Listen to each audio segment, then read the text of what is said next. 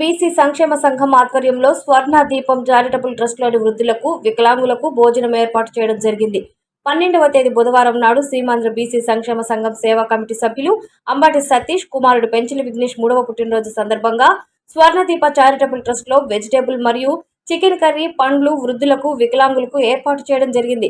మొదటగా cake cut చేసి అందరికీ పంచే సంబరాలు చేపట్టడం జరిగింది. ఈ కార్యక్రమంలో సీమాంధ్ర బీసీ సంఘం రాష్ట్ర అధ్యక్షులు ఉల్లిపాయల ఏకేకే శంకరయ్య, ఏ మురళి, వి శ్రీనివాసులు, కె జయరామరాజు, ఫణీంద్ర, శాంతి, అరుణ, పార్థు, గౌతమి, ఉమామహేశ్వరి, పద్మావతి, రఫీ తదితరులు పాల్గొనడం జరిగింది.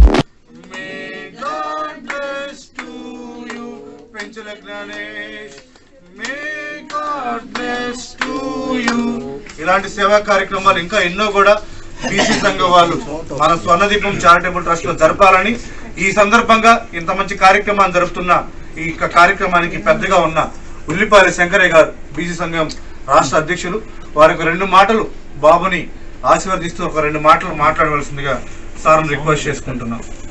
కొన్ని ఫోటోలు వీడియో తీయండి.